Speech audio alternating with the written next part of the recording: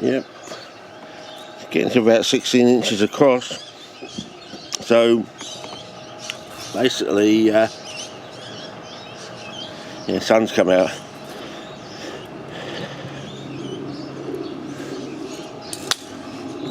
Successes and failures. So that's basically what we want to do with a fly trap. If we can take a fly trap to the size of these CP related weeds, we'll be very impressed, I think. So we've had some failures. Like the charcoal was good at first, but suddenly I realised, I went back to old work I did in the 90s, and I realised, yes, of course it's bad, because charcoal has this unique ability of pulling the pH in from both ends. So basically that implies it's a salt maker. So it makes salt, and you can see crystals of stuff here and there being deposited on the surface of the charcoal. So it's basically a salt maker. So it's a negative.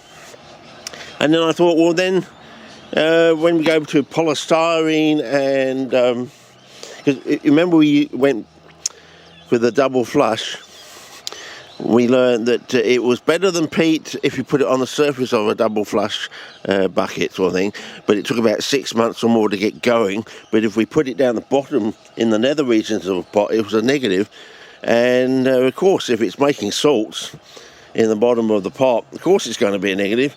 But then I was thinking, well, if it pulls the pH in from both ends and is basically a salt maker, things like polystyrene and paraffin candle wax, which basically got are quite unique of having almost quite unique from a pH standpoint or point of view, is that they have almost a neutral pH, like pH of 7 basically. They are basically anti-salt. So yeah, we've going around, and this is probably the most successful this sort of type at the moment. I'm running 2 like parallel runs at the moment. There's 2 ways you can grow these plants basically. So yeah, that's the copper one, not so good. Nickel one here, not so good. And then we got one that's like stronger than that one, 3 times stronger than that one, and it's not as good. So yeah, less is more, as they say. So anyway, and these were, it was partial success. Yeah, partial success. So if you pour water in the top here, yeah, I know it's a bit menstrual cup here for the carnival girl, but if you pour this in, it will come up, there we go, to about there. And yeah, I think these ones get too hot, so these were total failures or things. So yeah, anyway, so I tried it again using polystyrene. You can probably see you can see that line there, it's about up to about there, and this one is 6.5 litres. I reckon you could just about get away with 7 litres, but yeah, at a pinch. But then at 7 litres, you haven't got much growing space or things. So yeah, anyway, we'll see how we go. Tomato seedling, failure in that one. So I don't think that's the way, because that's to say the white stock sour guys say if you can grow a tomato, you can grow CPs. But these are glycophytes. These are sort of like halfway houses to. So basically, these glycophytes get their organics from the soil, and also their minerals from the soil, whereas carnivorous plants get their organics from the soil, and also they can get minerals from the air in the form of insects. So they're different. Whereas this one, I've got a tomato seedling growing in there, so hopefully this one will be a successful CP sort of thing eventually over time, but we'll see how we go. And if we can get these plants in this pot to grow to the size of that one in this traditional bag potting, tomato potting medium, then yeah, we should be able to get fly traps to this sort of size, but yeah, it'll be touch and go. But yeah, anyway, I just thought I'd give you an update and tell you that. So basically polystyrene has a neutral pH, so basically it's, in a way, it's you can look upon it compared to charcoal, it's anti-salt in a way, sort of thing. And also it has the it has the easy water sort of quality, so it diffuses reductive flammable gas through. It breaks up the water and diffuses reductive flammable gas through the water. So it's basically a reductive medium. So that's what you want, is a reductive medium, an anti-salt reductive medium. And we've got these two pathways. That one doesn't seem to grow tomato seedlings too well, but this one seems to grow them a bit better. So over time we'll try it out. So this will probably be the CP success, and this will be the basic glycophytes. Well, they'll grow both in both, because as I said, they are comparative plants. They basically both CPs and these glycophytes get their organics from the soil, which is basically flipping the script sort of thing. Most normal plants get their minerals from the soil and they get their organics from the air sort of thing. So these plants have learned to flip the script, and CPs have really flipped it. They flipped the whole script, whereas they've the glycophytes in general have only flipped half the script sort of thing. Instead of getting their organics from the air, creating the two most popular transport sugars, sucrose and glucose, they've basically gone to glucose, and they get their organics. They get that sort of organic from the soil sort of thing. Anyway, they manufacture from the organics that they take from the soil, basically. So, whereas CPs have taken the further step, is they can actually gain minerals from the air in the form of insects. So anyway, that's the hypotheses that are running on, and we'll see how we go. And if these plants in this pot grow as big as that one over there, well, I think we're home and host. So, I quite like the, I don't even see these, I've got these little red hairs. Yeah, because as I say, you can always tell whether you've got a big Venus flytrap in a photograph or not, because you'll be able to see the trigger hairs in the traps. If you can't see the trigger hairs in the traps, it's not a big plant. So if you can see these sort of trigger, comparative to like trigger hairs, this is a big plant. You see, you can reach out there, and you can see it's a big plant. So if you just wanted to know that, if you look at a plant, a picture of a fly trap in a book or something, and you want to know whether it truly is a big plant, what it was a big plant, look for the trigger hairs in the traps. If you can see trigger hairs in the trap in the photograph, it's a reasonably big plant. As I say, go back to that story from the 1970s. Second time I went round to Phil Mann, he used to work for customs, so he had licenses and things like that. He'd been given plants they caught at quarantine, about 4 months out of the wild, and they had traps as big as my 9-year-old sized hand with the fingers cut off, and they had this odd washed out look, as though you've mixed the green, chlorophyll green of grass with toothpaste sort of thing. They saw this almost plastic look to them, absolutely no colour in the traps, but you could see the trigger hairs from the other side of his with my back pressed against the other side of his 60-centimetre walkway in his world mesh greenhouse with visqueen plastic on it. Visqueen plastic, they put themselves out of business. They put so much UV stabiliser in visqueen. I think they must have had an accident at the factory or something. No one went back for a second load because it lasted so well. Oh, and the bloke over here. Let's go. Put in a new fence to match.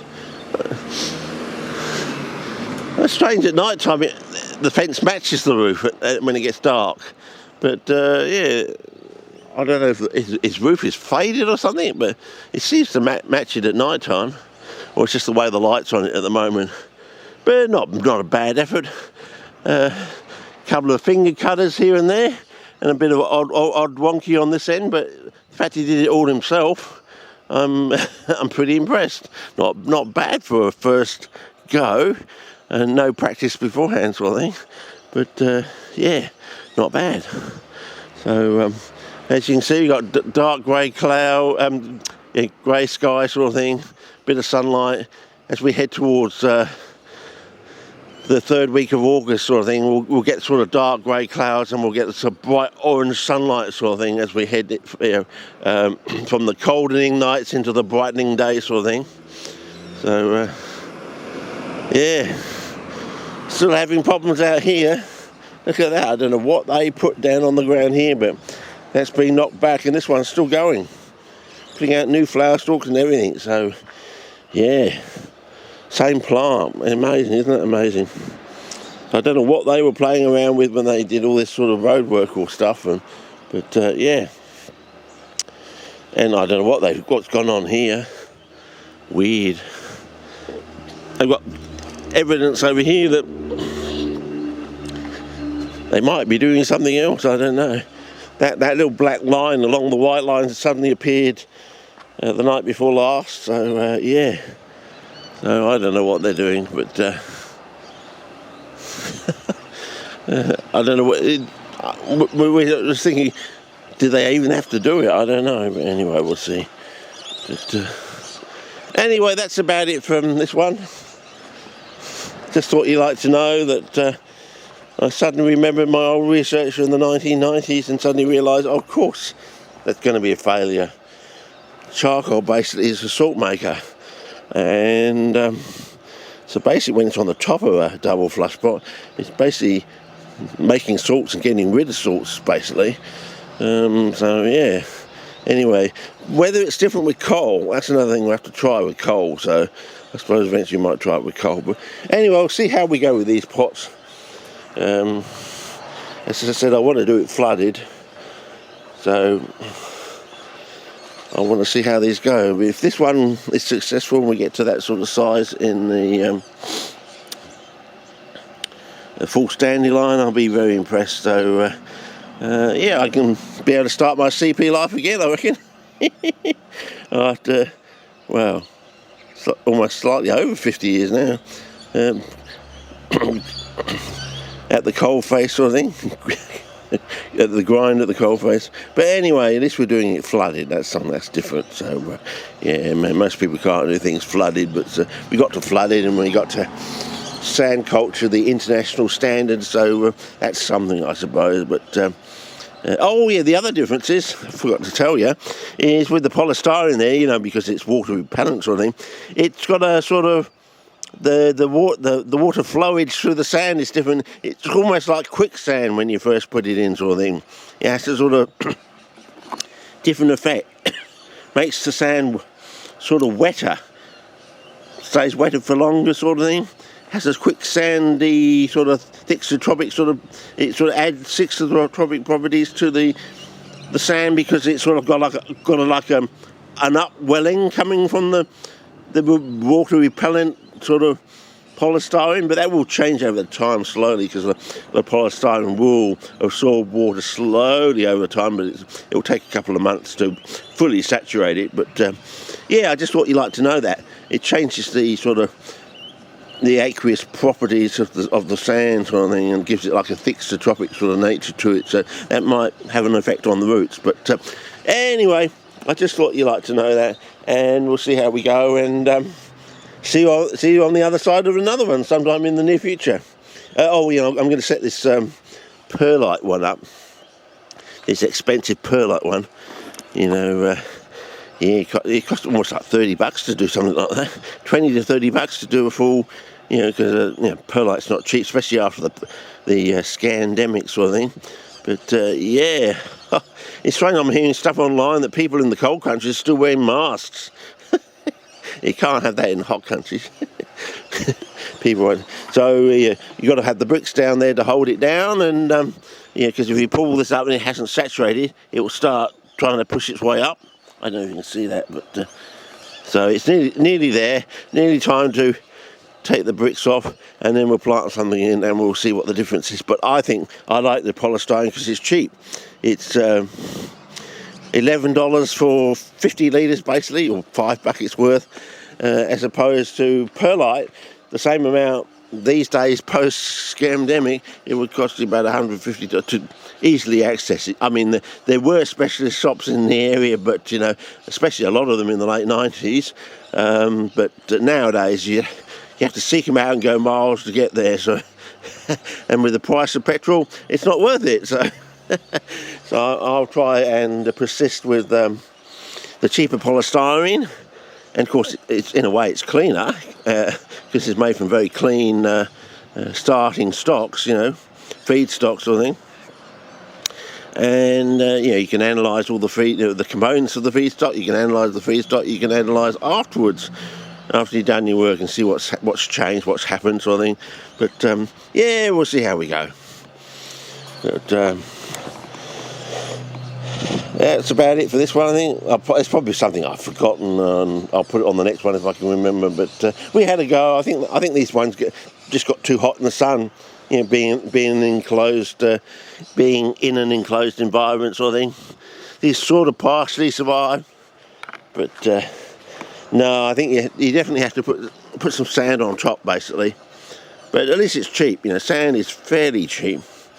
You know, $20 for 6 buckets, basically. So it works out about $3 a bucket with the poly and the sand on top. So if you were wondering, sort of thing. So $3. If these go bunta, as we say down under, there's a new word for you, bunta. If it goes like that, bunta, yeah, it'll be worthwhile. The sun's gone in, so probably time to wind this one up. Okay, see you, over and out, bye.